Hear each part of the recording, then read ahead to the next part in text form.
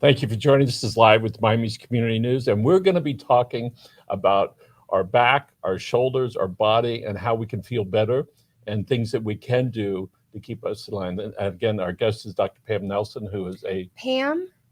It's Eric. Erica. I'm sorry. What? I'm sorry. I'm sorry. What? This is my second time back, and you're calling me Pam? Okay. You're gonna have to come see me so you can fix that problem. So you can remember I have me. a periodontist. Oh, okay. So you can remember me. I'm gonna give you my name over and over. Okay. I'm sorry, Eric. All right. Physical therapist, all right, for many, many years, all right? You're also an adjunct professor at Miami-Dade. Yes. And you have practice in Pinecrest, where you've been for many, many years. So let's talk about how we sit, how we walk, and how our spine connects everything together. So we have here a wonderful spine. Yep, right? lateral view so that you could see the curves, right? Because curves dissipate gravity for us. And really the one thing I really want to talk about, because we're living in this age of COVID, is how much we sit, right? Because sitting is the new smoking.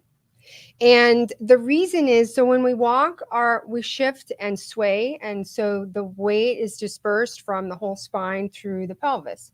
But what happens is when you sit in a regular flat chair, it doesn't matter how cushy it is. Doesn't matter, you can hang back.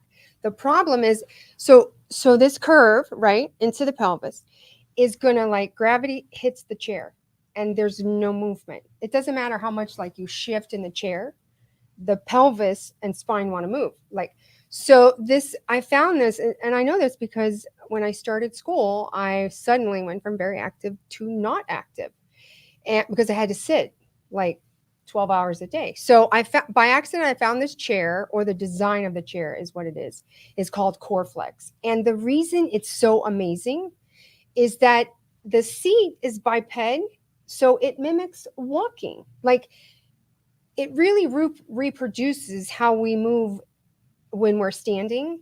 And essentially, when you sit and you're moving, your pelvis shifts just like it would as you walk. And for that, gravity never pierces or hangs out or forces into the sacrum, but also your pelvis, because then we're going to sit and posteriorly tilt. So, like this happens. So some people think that the spine is absolutely straight. Yeah, unfortunately, that's not true. You have developmentally, you have curves, cervical, right, that everybody's herniating, and lumbar, which everybody's herniating, because we're like this. That's for you. I doubt Yes, doctor. Yes, it is. It was a question which we'll answer later. Oh. All right. So what happens is the vertebra, like, could just crush. And so you start pushing onto the disc, and there's this whole, like massive, hot mess thing that goes on. But the basic idea is you should not posteriorly tilt, because gravity is just it's forcing your pelvis not to move. So, and as you hear, you're changing your position on I purpose. do, because I move all the time, yes. and I don't have my chair. And so one of the things you've learned, if you watch yourself on TV or your friends, and you see how you sit, and over a period of time, if you don't pay attention, you're going to be slumping. It's just sort of a natural thing that sort of happens, right? I have a standing desk at my studio, but I have my chair as well. So when I'm kind of tired, I stand most of the time, and then with patients and clients. But this chair, I sat 3 seconds in this chair at the relax the back in the falls. Can we show you? Want to show the chair? Yeah, please. I mean, I'll be glad to somebody ask me a question, but really you need to close up on the seated pad, and you see where it is too, right? So what happens is it does this walking thing, right? So it's like, hey, I'm walking, right? And that's critical, because when we stand, the body sways. We think we're, how we're going to fall over. Yep. But that's just the unloading from one side to the next, which is what walking does. And when we sit, the force of gravity and then the normal force jam our pelvis and spine. And then we do this, right? Which I find myself doing. But I can't bring my chair here. So I really think you should check into this. But so I'm so used to a normal walking when I sit that it's uncomfortable to be in any kind of other chair.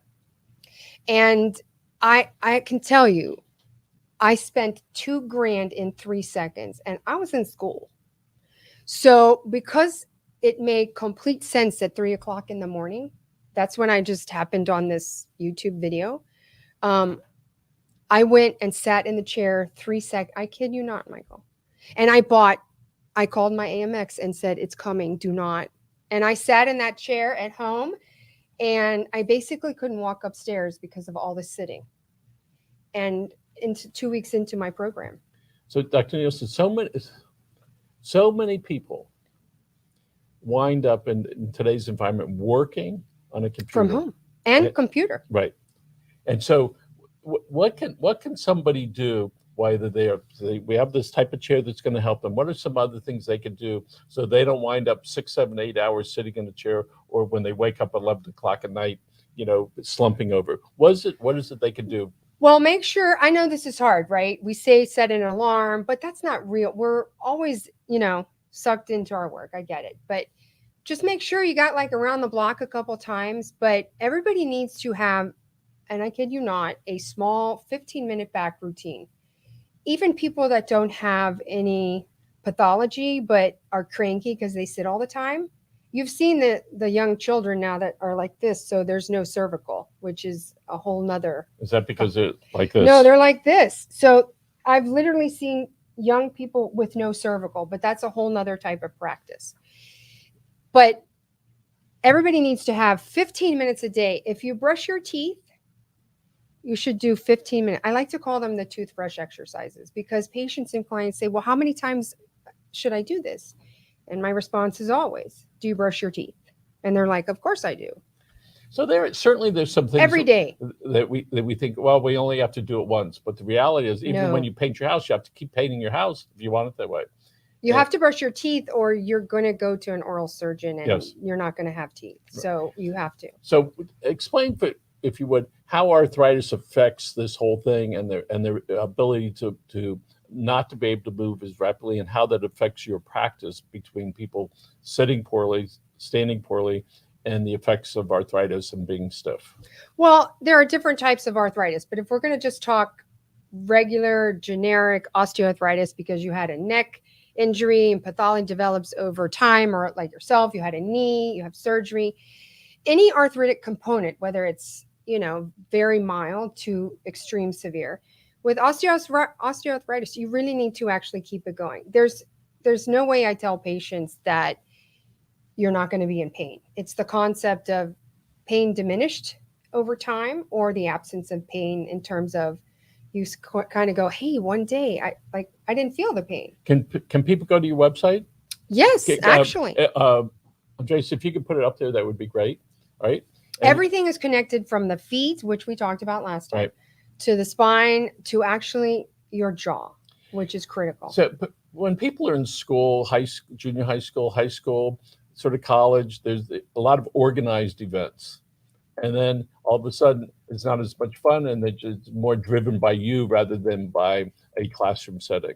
Yes. So all of this works together, right? Yeah. As far as the exercises that people should do and be able to. They're not hard. Right. They really aren't. I mean, a few bridging, a few extension. I mean, some retraction. Everybody knows is like rows. I mean, it's just retraction. But if you don't strengthen, and everybody's got the concept of, the core muscle, but really it's your trunk. We need to move from our trunk, not from, everybody moves, you reach for the cup of coffee or you into the back of the car. Everybody really moves from their extremity. Nobody really gets ready. So one of the things we've learned from our insurance companies, you need to train your people how to pick up a box. Yeah, I do. It's incredible. Instead of bending over like this. It's incredible. Like, it's just, but then again, it's common sense for me, like the chair, I get it. I certainly wouldn't operate on myself open heart surgery. So I get it. You know what I mean? So you've been a physical therapist for a few years now. Yeah. Yes. Tell us some of the things you've been able to help a lot of people with. Foot pain, which relates to spine, pelvic floor pain and dysfunction. all orthopedic conditions boil down to some dysfunction and pathology in the foot, pelvis, pelvic floor, spine relationship, and your jaw, right? So any orthopedic condition, whether that's inflammation of your muscle, plantar fasciitis, we have these specialties, but the reality is we're a whole being. And so if you look at it like that, skeletal muscle is just skeletal muscle. So, Dr. Nelson, so if somebody has a foot problem, sooner or later Absolutely, it's going to go right up. Absolutely, and probably is already there. Already there, because they're going to be like. And then my next question, when it's a foot problem, my next question is, so what's going on like your jaw? And like as a matter of fact, like I went to my dentist. I'm like, oh, okay.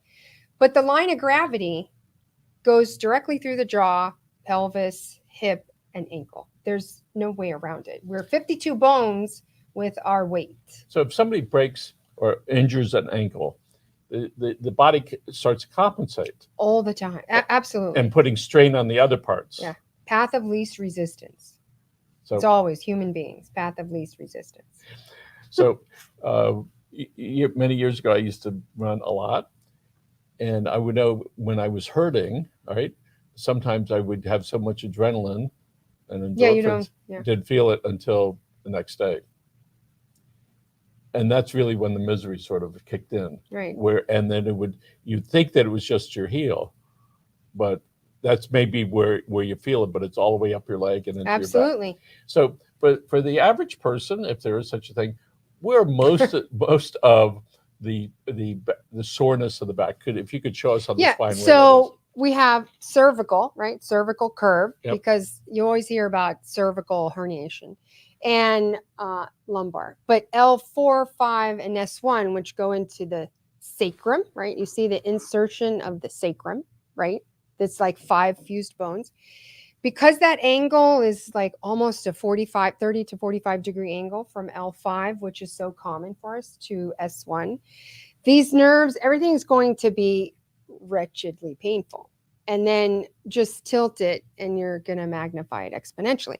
But those two areas are, because concavity and convexity, theoretically or textbook, the rib cage and thoracic area is a little bit stronger to support gravity, but the curves just kind of give in. And the way that we move, rotary, rotational,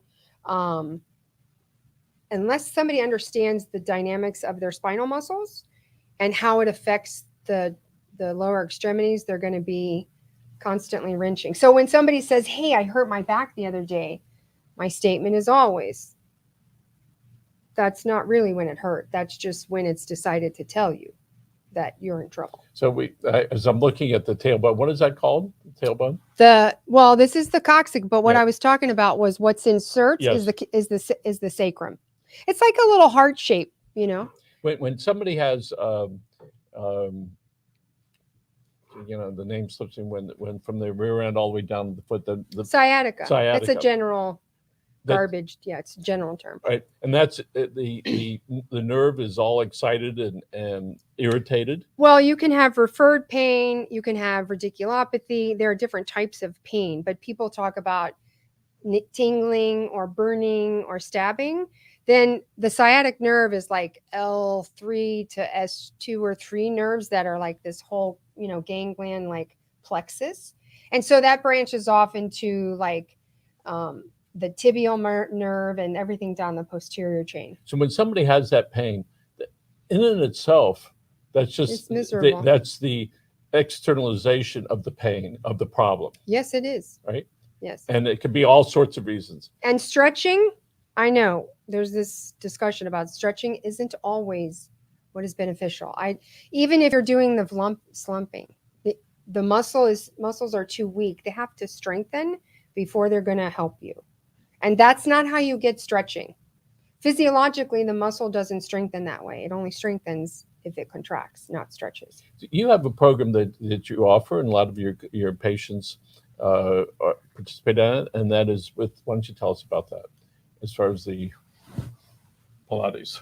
Well, I just have really neat equipment to help people out of pain. Joseph Pilates designed these equipment, but biomechanics are biomechanics. So if you came in with a knee problem, I would address the knee, but it's really about structure and operate and function and how well you move in the spine. And so And the one foot. of the things I've seen when people are doing exercises and there's a coach there, a doctor who's helping them, right? It's to maintain the proper technique to return everything to where it needs to Textbook. I like to call it textbook, right? Because we learn about it in a didactic. It's a textbook, what it should be. But we all know that that's like normal, but it's not, right? So everybody has. You may have a knee problem and the next person, but what's going to contribute to your problems are not going to be the same, because what is their work life? What are their family life? What do they do? Do they sit? Do they stand? So all those forces acting on his knee versus your knee are going to require a different ideal approach, but it's all global. It's not just about the knee. In the old days when people worked on their farms a lot, all right? We were mobile. Yes. And so now there's several generations at this point who make their living sitting, right? And I'm hoping to reach those people. Yes. No, seriously. And I know a young man, he now has a table that rises, right? Yes. And so he can stand, he can stand different heights during the day. You need a little foam pad too. Don't just stand on the ground. There's like little foam pads. Or the new tech thing is to have a board that wobbles. But as long as you have some significant foam padding, that's going to help the standing all day. 15, 20 years ago, there was an old saying, I hurt my hands on the computer all day. Maybe that was 30 years ago. Carpal syndrome? Is that Carpal, yeah, that's so serious. All right. And they made all those ergonomic pads, but where is it? I don't know. So if the wrist sits like this all day, it's hyperextending, and these muscles here are in danger of being stretched all day. So they're weak from being stretched, and these are short and tight from being shortened. And all those ergonomic pads aren't worth anything if the wrist doesn't rest. If it's always going to be like this, no matter what, it's not going to help. So it needs to have a soft flexion to relieve the anterior side. So that's with your hands. We know that lots of times there's a foot problem where the back muscle and the front muscle are. Yeah, there's a special relationship between the tib anterior, posterior, and the extensor longus. Okay, so when people sleep at night, lots of people's feet up like this, right? Well, no, most people are like side sleepers. Right. So, and what I found for me is what I found. And so the advantage of sleeping on your side is what versus on your back, as far as your muscles? As long as you put a pillow so the hips are not compressed, because the top leg compresses the pelvis, so the pillow helps level out and stabilize the pelvis. The whole body relaxes, right? I mean, that's the whole point. If you're up, like this, and your feet are like, hyper dorsiflex, it's not gonna, there's no relaxation. So when you sit down and you talk with somebody about their history and what's challenging them and what appears to be hurting them, what are some common things that you find about the patients, the way their life is going, if there is such a thing? They want out of pain. Some people want to know how it started, but some people really don't care. They just want me to help them. And so common things right now that are coming are back problems from ergonomic problems, work from home, even in offices. But if the foot and the spine and pelvis aren't dealt together, it's not, there's going to be no permanent change, like none. And temporary. What about sleep issues in this whole process? Well, people can't control their position when they sleep because we're, not conscious of it. So the whole idea is to globally evaluate how they sleep, what position. That dictates to me how we're going to strengthen that position when they're unconscious, sleeping. But at the same time, globally, how does that affect their spine, and their foot? Because a lot of times people think they need all these special pillows, and that's not really real. You just need a comfortable position for your cervical and spine, your entire spine, so that it rests. It needs to rest. When people go to see you, it's you and them. That's it. Right? 510 square feet. Right. When a while back, I was at a physical therapy. I felt like it was a scientific experiment. It was a great big room, maybe Or a factory. yeah, Factory. right? Farm factory. 20 stations. Yeah, I can't. And then you realize, no, there's not one person assigned to you. You do the exercise, and whoever's floating goes and they do the next one. So it might be 3 or 4 people, right, that are in there. And it's like, okay, you know, who's working on it? It's like at a restaurant, you don't know who's serving food. And it was very distressing as far as a comfort level, being able to have a conversation with somebody. Hey, this is what's going on. You could see you were not important. Right. And another thing is when there's those factory farms, I mean, they really are, but they serve a purpose. There's no out of the box thinking, like there's no evaluation, there's no global listening, right? Because my evals are no less than 90 minutes, when in a traditional PT office, you're looking at 40 maybe, but it's 90 minutes of listening, asking questions. Sometimes it's been 2.5 hours, but it's for them. So I understand what they're going through. So doctor, when people come and they talk to you, and they got to feel good when they're finally unloading this thing that they really didn't talk to somebody. Some people actually cry. Like, I mean, they've been in so much pain. I actually had a client just this week, because I was like getting my calendar ready for 2022, because that's a whole new, I got to go to the gym, right? But I had a client and I asked her, I'm like, okay, so are you going to keep your 2 days a week? Are you shifting? And her statement to me was, and I kid you not, Erica, we're married. We are married. I'm not leaving. You can't get rid of me. I'm married to you. We are married. Do you understand?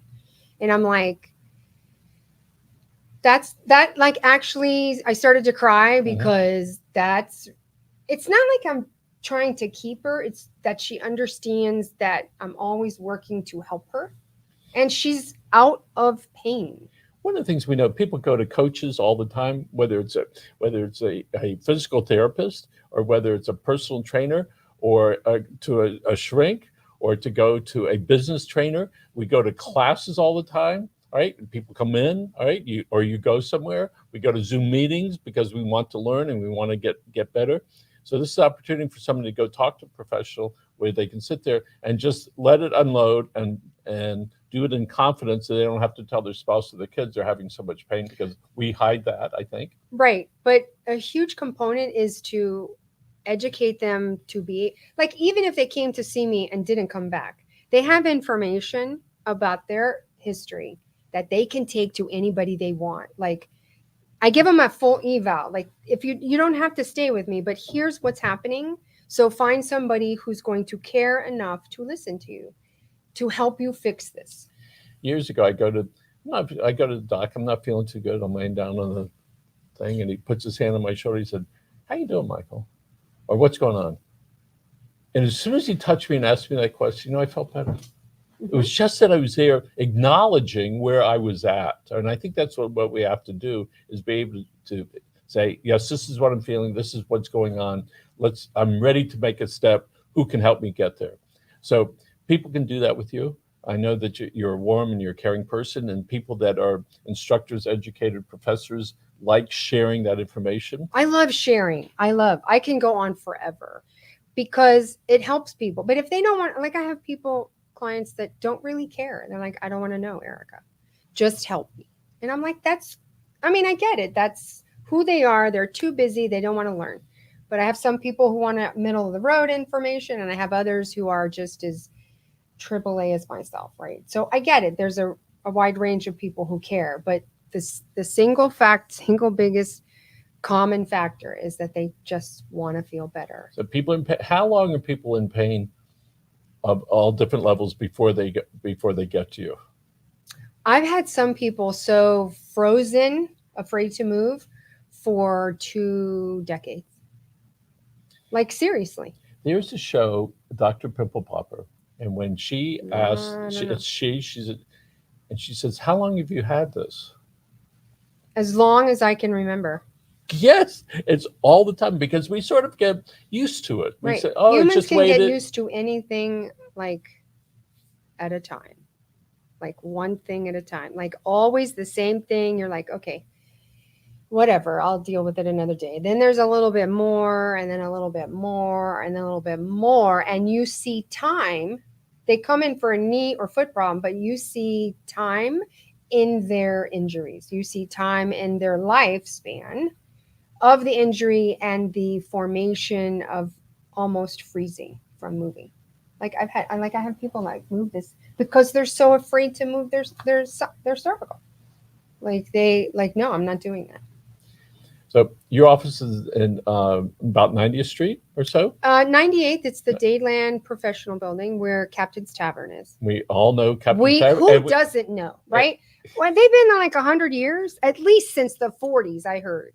Like, who doesn't know? It is really truly amazing, right? It is. So you free parking. Yes, you park Parking. right, and you could go to see Dr. Nelson over here, and then you could go for some fish afterwards. I'm not gonna say. Yeah, but I totally get it. Like, I mean, it's incredible, and parking in this town is a nightmare. Yes, it's a nightmare. And so when we look at where we go and how we select people to help us, what are some things that you think are some of your greatest strengths for you as a human being that people would want to know about you? I listen, and okay, so last time I was on the show, you actually made me cry because you asked me, like, why do you do it? I do because I love, it's a call. Like, I love helping people. I've spent time in pain, and it's whatever mine is. I'm sure it's not compared to other people, but people need to be free to move because we deserve to be able to do what we love. That's the reality. And so I think of them as like all my little chicks, it's important that they feel heard, that they feel that somebody cares. So you're a good listener. I've been told that, and I do believe I am. So you're a good listener. You allow people to share on the level that they're most comfortable with, right? Whatever level that is. And we know that everybody's at a different place. Yes. Some people just, come in running. Okay, I gotta go. I gotta late. I'm late. I gotta go. Or some people who want to stay an hour and a half. I suppose there's sometimes people go in and they hadn't quite figured out how it happened, why it happened, and what to do about it. So They come to you, and it starts to open them up, and they go, yeah, maybe relief is nearby. Relief is, I can tell you, I haven't had one in the 21 years I've been working with people. There's not one client that doesn't leave. And I kid you not, like, there's always occasionally, I take that back. I just had my first client a couple months ago, but I did help her fix it on the next visit. I couldn't get to it because it was the facets on the spinal column were very cranky, and I couldn't, but we were successful the next time. But everybody leaves just a little bit better, and they're breathing.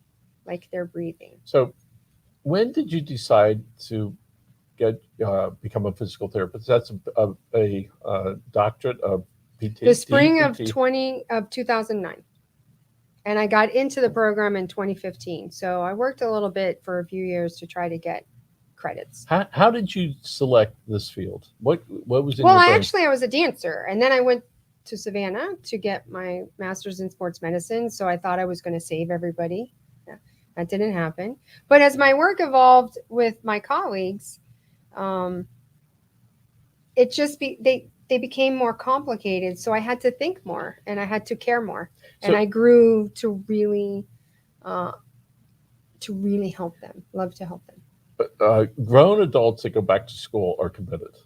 It's not like it took me 10 and a half years. Yeah, it's not a continuation of high school and college and graduate. That was a real conscious decision, things that you wanted to get done, yes. Right? And you have to be pretty committed to do that. And you finish school, you get your doctorate, and then you're actually back in school teaching.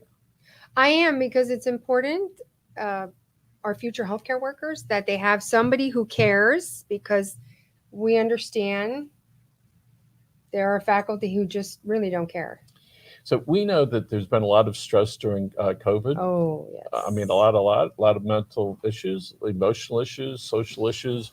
We're just now beginning to see psychosocial, Yes. for sure. And we've been fortunate to chat with maybe a couple dozen folks, and there isn't a time that they come in that I don't start crying when you see all that pain that is there.